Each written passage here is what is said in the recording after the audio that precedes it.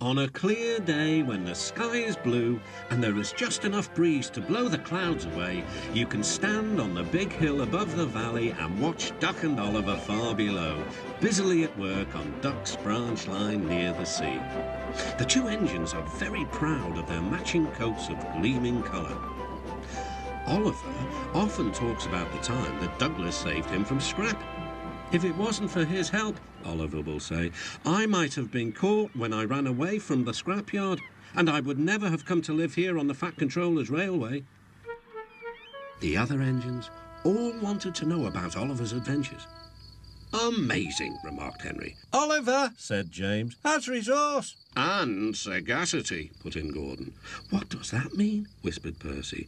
I think, replied Thomas, it's about being clever and wise. He is, finished Gordon, an example to us all. I'm sorry to say that Oliver became very puffed up in the smoke box. Henry says I'm amazing. He's right. He whistled as he swooshed along the line. One day, the Fat Controller came to see him. You are doing well. Now, you must learn how to look after trucks. Every wise engine knows that you cannot trust trucks. The other engines warned Oliver, but he took no notice. You think I can't manage? He said huffily. Gordon knows better. He says I'm sagacious. You may be good gracious, or whatever you call it, but trucks can be troublesome and... Say no more, Duck, interrupted Donald. It's maybe a pity, but the wee engine will have to learn for himself. Oliver pulled some loaded trucks to a siding and pushed the empties to the chute.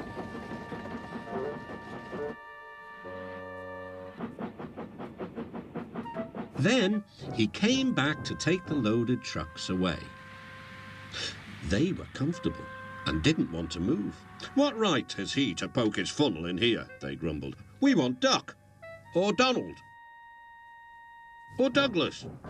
Look sharp, puffed Oliver. That's not the way to speak, hissed the trucks. We'll pay him out. Oliver heard nothing. The trucks moved smoothly at first, then suddenly Oliver felt them push forward. His driver applied the brakes, but they were useless against the surging trucks. On, yelled the trucks.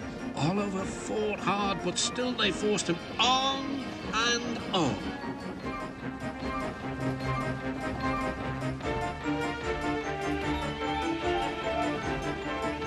At last the trucks grew tired. I'm winning, gasped Oliver. But it was too late. Oliver lay, bruised and bemused, bunkered down in the turntable well. Duck surveyed the damage. Hello, Oliver. Are you being a good gracious engine? Beg pardon, of course, but we really don't like this sort of surprise. Donald and Douglas will miss their turntable until it is mended. That evening, Oliver was hauled gently to safety. I'm sorry, sir, he said to the Fat Controller. I should have listened to Duck's advice.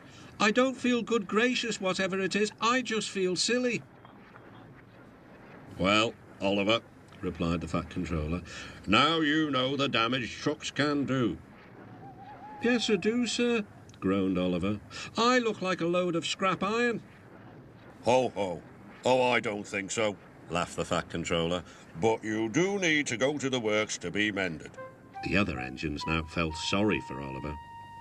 The branch line won't be the same without you, whistled Duck. Come back soon. A few days later, Oliver did come back. His coat gleamed brighter than ever.